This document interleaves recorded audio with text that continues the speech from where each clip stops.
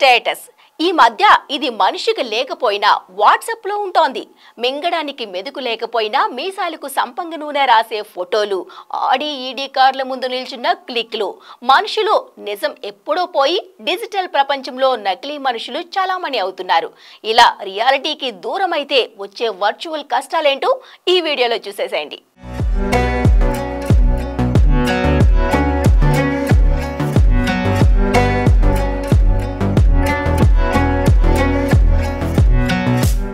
Reality వేరు, virtual projection వేరు.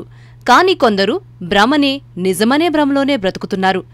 అందం ఇది రంగులో ఉండదని ఎంతమంది ఎంతలా చెప్పినా కూడా వీళ్లకి పట్టదు. అందుకే ఫోన్లో ఉన్న ఫిల్టర్లు వాడేసి తమను తాము తెల్లగా కలర్ఫుల్గా ప్రొజెక్ట్ చేసుకుంటూ ఉంటారు.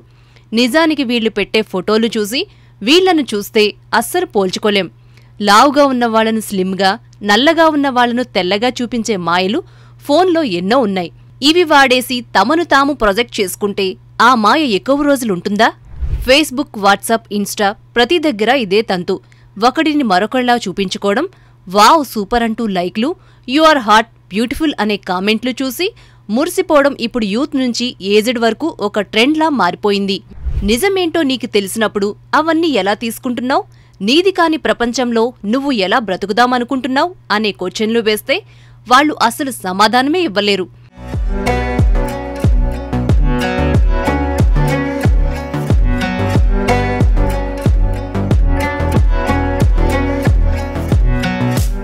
నీ స్టేటస్ నువ్వు పెట్టే వాట్సాప్ స్టేటస్తో రాదు.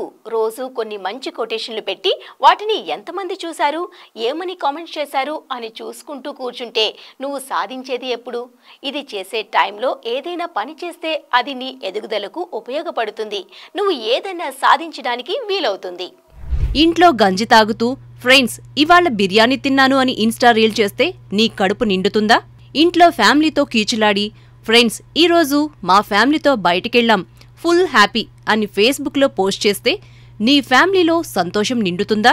లేదు కదా. రియాలిటీని మానేసి మాయలో బ్రతకడం అలవాటు అయితే మనిషికి అసలు కష్టాలు మొదలవుతాయి.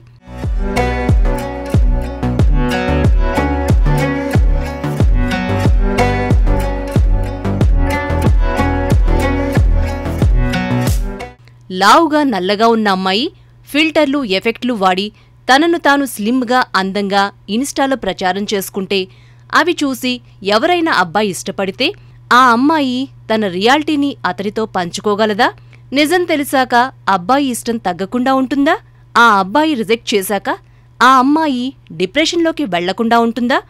అలా కాకుండా అదే అమ్మాయి తాను ఎలా ఉందో అలాగే ప్రొజెక్ట్ చేసుకుని ఉంటే ఇష్టపడేవాళ్లే ఇష్టపడేవాళ్లు, ఎవరో ఒకరి ప్రేమ దక్కి ఆ అమ్మాయి హ్యాపీగా ఉండేది కదా.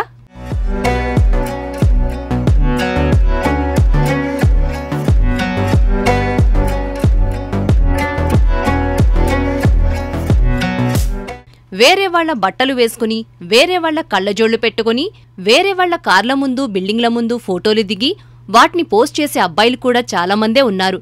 ఇవన్నీ చూసి ఏ అమ్మాయినా పడితే ఆ తర్వాత ఆ భ్రమని నిజం చేయడానికి నానా కష్టాలు పడాల్సిందే.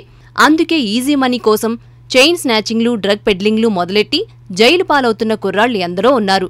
వాళ్లు తమను తమలా ప్రొజెక్ట్ చేసుకుంటే ఇన్ని కష్టాలు, నష్టాలు ఉండవు కదా. చూసారుగా ఫాల్స్ ప్రెస్టేజ్ వల్ల ఎన్ని కష్టాలు. మిమ్మల్ని మీరు ఓ బ్రాండ్లా ప్రొజెక్ట్ చేసుకోండి. మీ టాలెంట్ని, స్కిల్ని ప్రచారం చేసుకోండి.